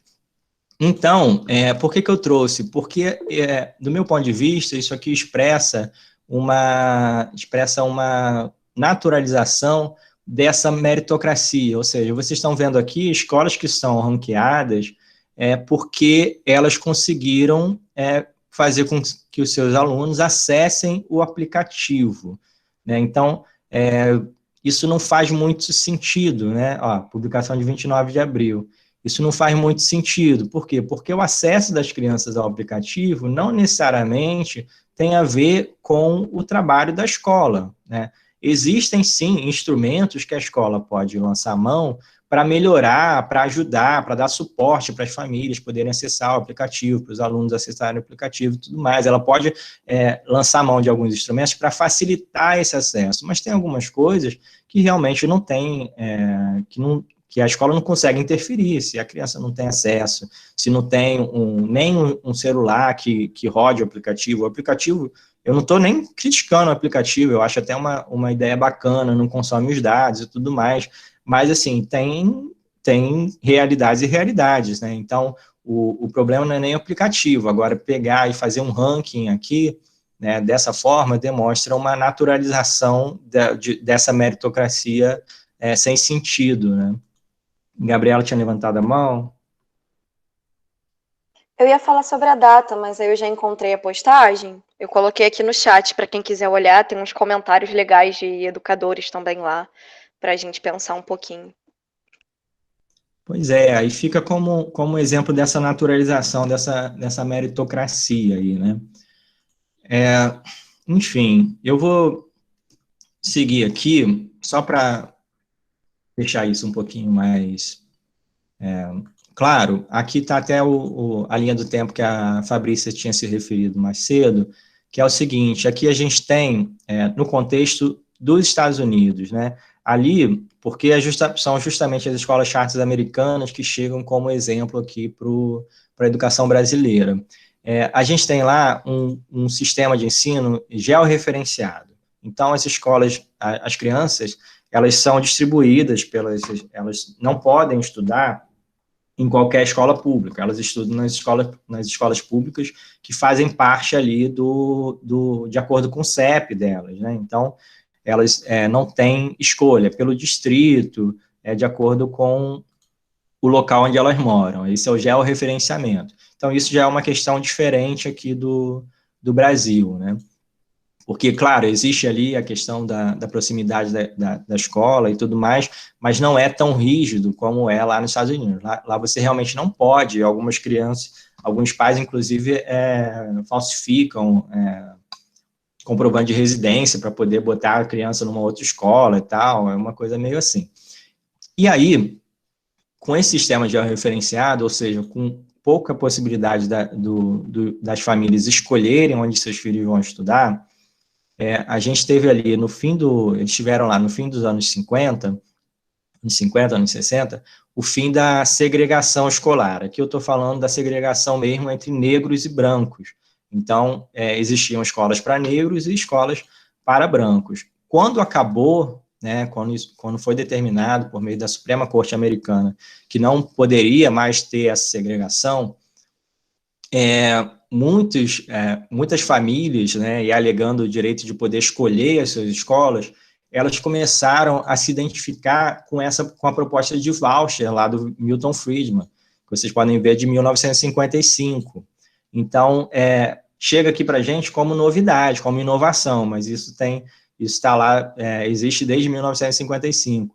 Então, essa perspectiva liberal, ela acaba sendo uma alternativa para essas pessoas que queriam manter a segregação, né? Então, o Estado continuaria financiando a educação, só que elas iriam escolher a escola, e, obviamente, elas iriam escolher as escolas que iriam manter a segregação, elas iam para escolas onde tivessem somente brancos, né? E aí isso tudo, claro, continuou sendo uma polêmica, e isso fez com que o voucher não pudesse ser implementado da forma como eles queriam. Em 1988, surge a proposta das escolas charters. Vocês veem que também não é nenhuma grande inovação, a gente está falando aí de 33 anos, né? Então, a escola charter, ela vem justamente com essa ideia de poder,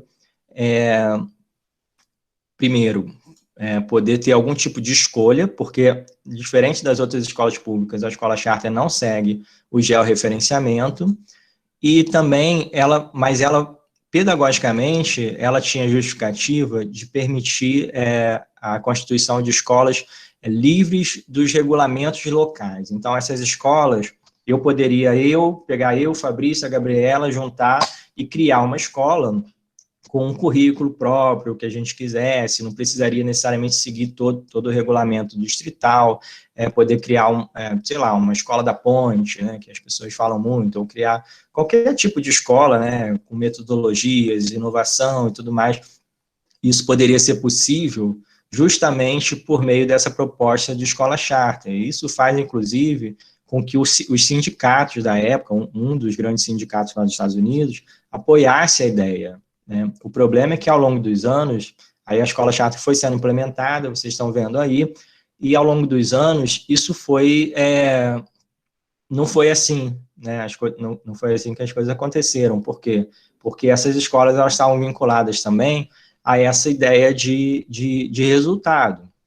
Então, ao contrário da proposta inicial, que era de maior autonomia, essas escolas precisavam seguir ali, precisavam apresentar resultados, né? Então, isso fez com que surgissem muitas redes de escolas charters e tal, e fez com que surgisse um grande mercado. Hoje que tem lá um grande mercado, vocês estão vendo aí um mapa, 44 estados dos Estados Unidos têm escolas charters, 3,2 milhões de estudantes nessas escolas, 7 mil escolas e 400 milhões de dólares de fundos públicos transferidos para essas escolas, para vocês terem uma ideia do tamanho disso lá nos Estados Unidos, né? 219 mil professores também nessas escolas.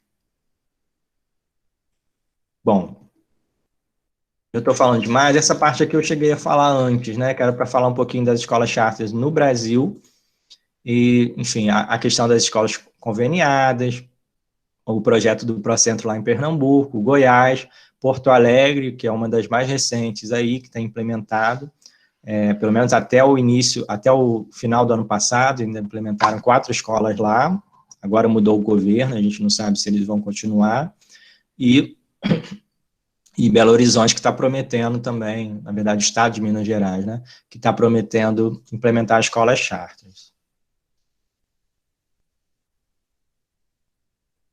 Bom, agora a gente vai falar um pouquinho mais, a gente tem falado de uma questão mais conceitual, a gente vai explicar um pouquinho melhor a pesquisa que a gente está fazendo.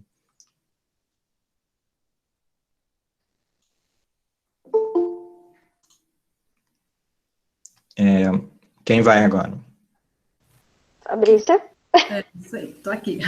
Dentro dos objetivos, né, que a gente se propôs nesse projeto é compreender esses pressupostos dos modelos charter e dos vouchers educacionais apresentados nos jornais brasileiros. O que se está falando aqui, né, sobre esses modelos. Outra questão também é analisar quem são os atores, né? Quem são as pessoas que estão falando sobre isso, quem está debatendo sobre isso, quais são as organizações ali envolvidas no debate da Charter e dos vouchers educacionais. E aí, sendo esses atores favoráveis ao modelo. E investigar o caráter ideológico destes discursos, né, dos apoiadores do modelo no Brasil, que né, desconsideram que todos esses resultados dessas experiências nas quais eles são inspirados são inconclusivos. Ninguém pode dizer que, vendo a experiência que foi construída em tal lugar, a gente pode garantir que isso, né, funciona. E mesmo que funcionasse, lá era uma realidade e a nossa aqui é diferente, enfim. Então, se a gente lá, no início, né, pensou o que se está se falando sobre isso, a gente vai pensar quem está falando e com que intenção, né? O que está por trás disso, que ideologia está por trás dessa defesa ou dessa oposição, dessas propostas. Exatamente. Agora falando mais sobre a questão do passo a passo, né, das etapas iniciais da nossa pesquisa. O primeiro passo foi uma pesquisa bibliográfica. Então, a gente procurou referencial teórico, né, voltado para os temas de privatização da educação, reforma gerencial, escola e charter, e a gente teve aí uma conversa muito grande entre essa bibliografia e a leitura flutuante, né, a leitura mais ampla que a gente fez, as manchetes, que a gente vai botar mais lá para frente alguns exemplos também.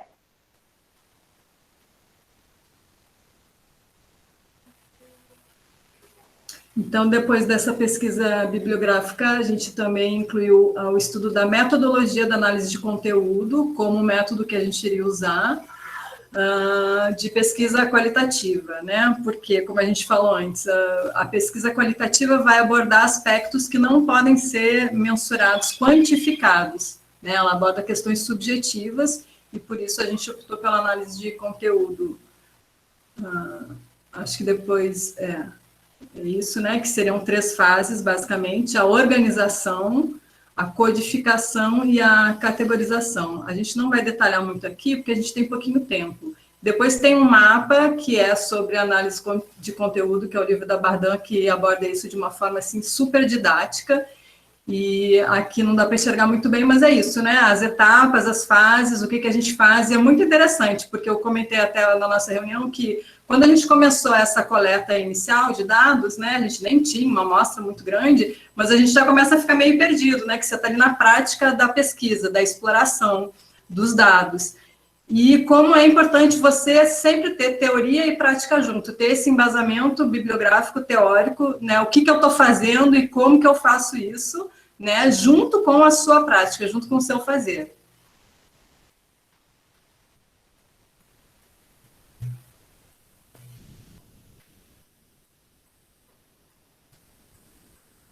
Gente, eu estou um pouco... Quer que eu siga, Gabriela?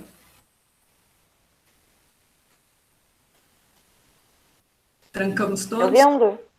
Não, estou trancada aqui, eu acho, travada. Direitinho. Você está cortando, Gabriela.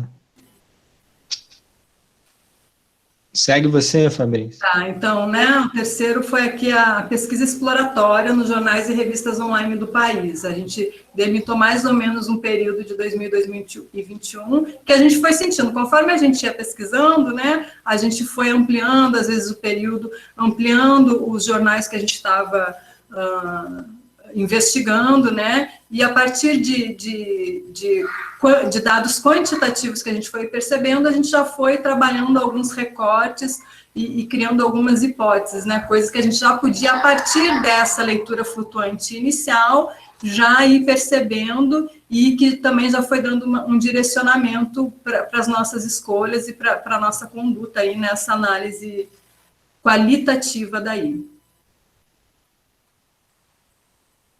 Agora voltei, gente. Estão me ouvindo direitinho? Sim. Então, nessa quarta etapa, a gente agrupou as reportagens, os artigos de opinião que a gente coletou no Google Planilhas.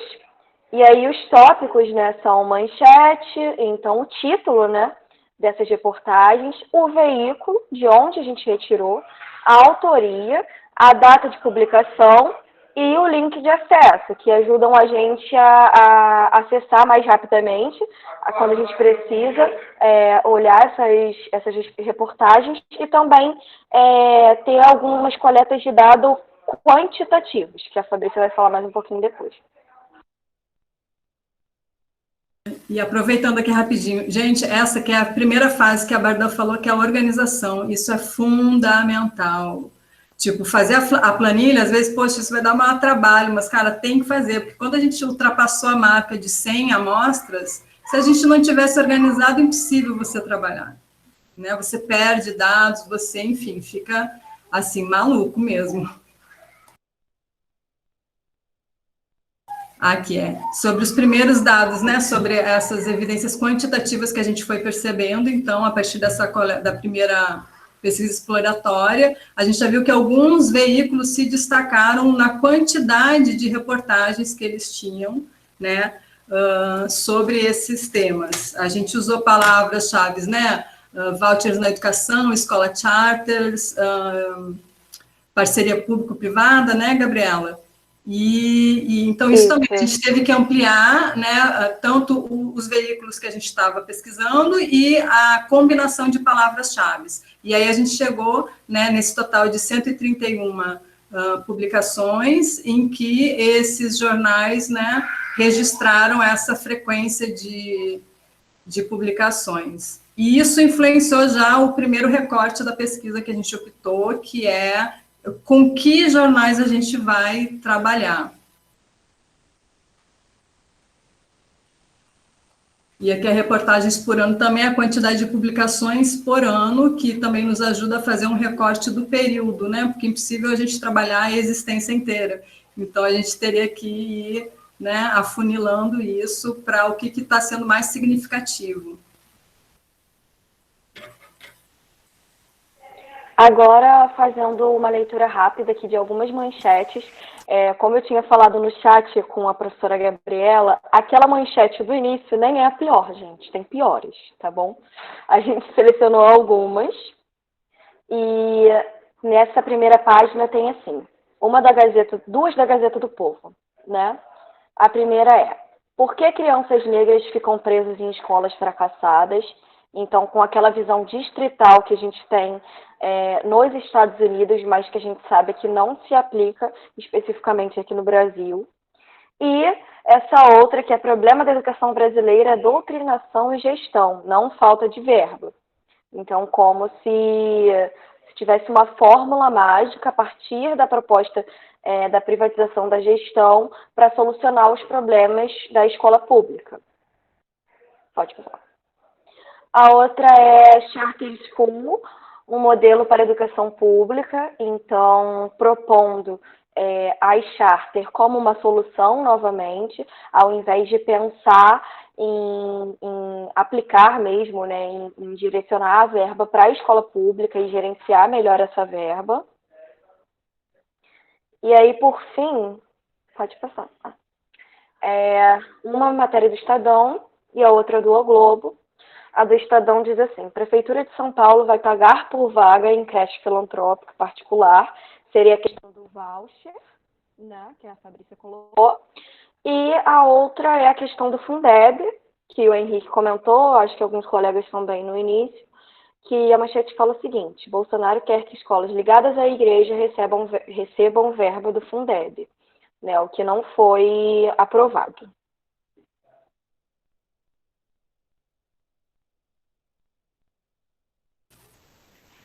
Vai falar, Fabrícia?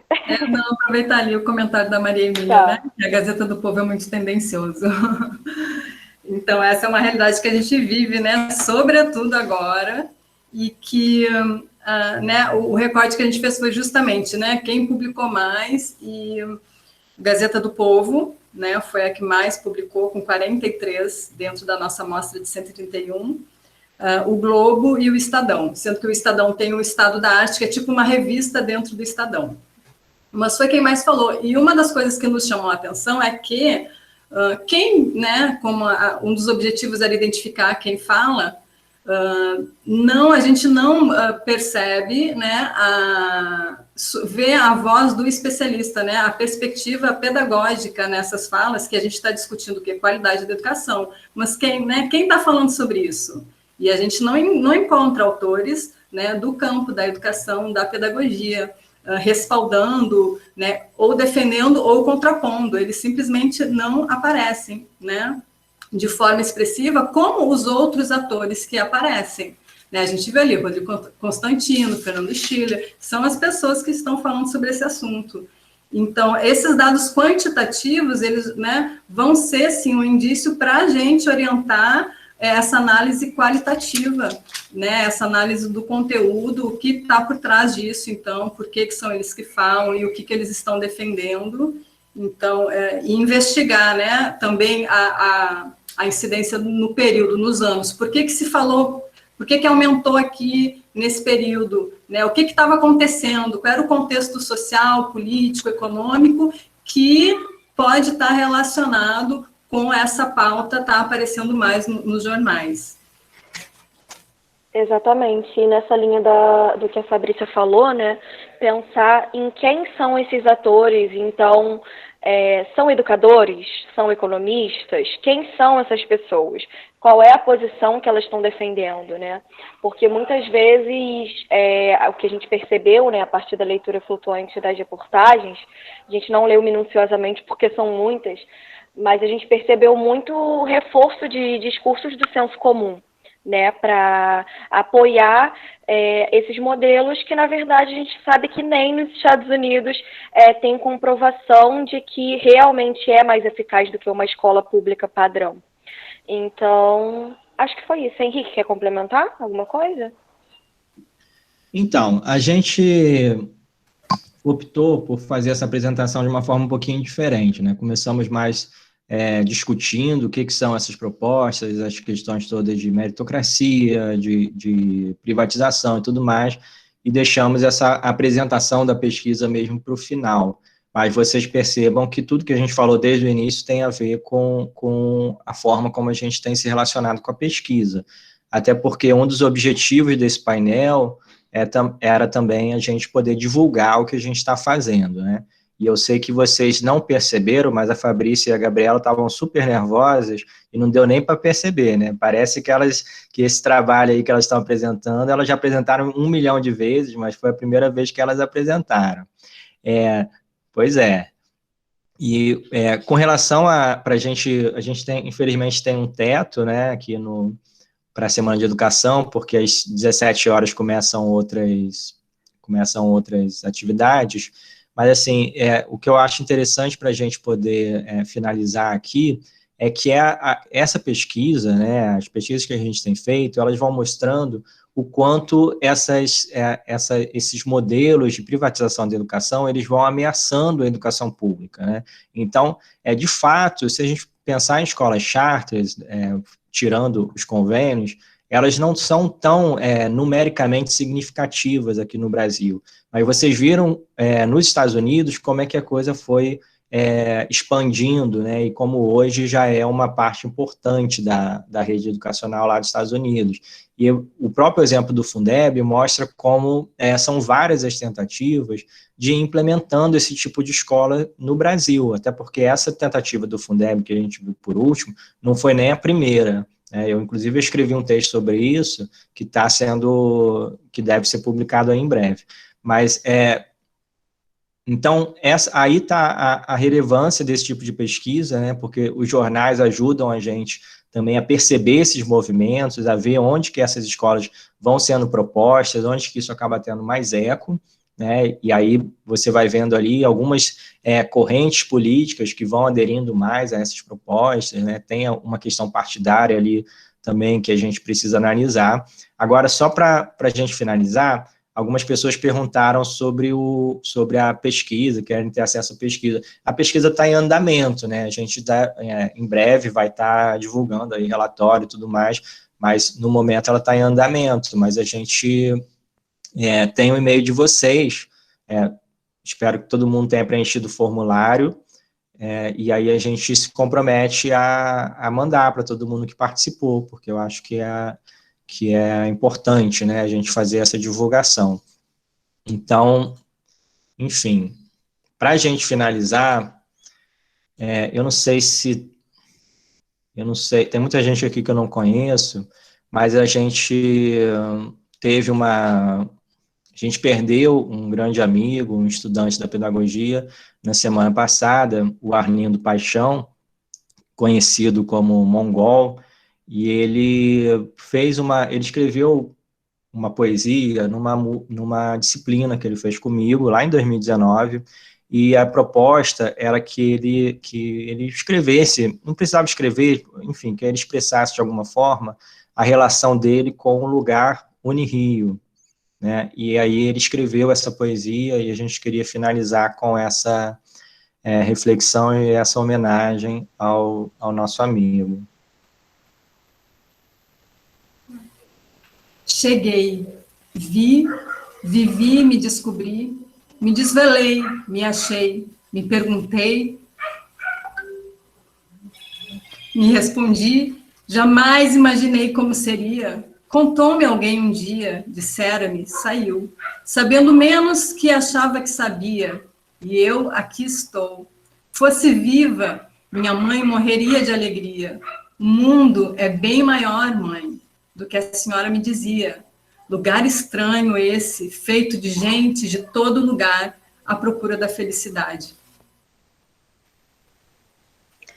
É como se fosse um planeta orbitando dentro de uma cidade. Não é uma rua, não é um bairro. Só sei que estou aqui, mudando, mudando. Não sou a mesma pessoa, nem atravesso a mesma rua. Será por causa de mim? Será por causa da cidade? Ou será por causa dessa tal universidade? É isso, e a gente fica com essa homenagem aí, homenagem ao nosso amigo, que foi mais uma vítima da Covid-19, e uma homenagem também à nossa universidade, né, que tem sofrido tantos ataques, e que aqui nesse poema o Arlindo expressa de uma forma muito sensível, como era tudo que ele fazia, o quanto a universidade o transformou, mudou, né, muitas coisas nele, e eu acho que todo mundo que frequenta a Unirio tem esse mesmo sentimento, pelo menos quem me conhece sabe o quanto a Unirio mudou a minha vida e o quanto ela é importante para mim em diversos aspectos. Então, é isso. A gente termina com essa homenagem, com esse agradecimento por vocês terem ficado até agora. A gente acabou fazendo o debate ao longo do caminho, né, o que foi ótimo, mas para a gente respeitar o teto, a gente não vai poder continuar, mas fica aí eu vou colocar meu e-mail, pedir para a Gabriela e a Fabrícia colocarem também, se vocês quiserem continuar esse papo de alguma forma, a gente está disponível, tá? Muito obrigado mesmo. Aqui o meu e-mail. E é isso. Eu coloquei meu e-mail, a Fabrícia, a Gabriela está escrevendo. Obrigado, pessoal. A gente vai mandar a gravação para quem está inscrito também, tá? Vou aproveitar e vou encerrar aqui.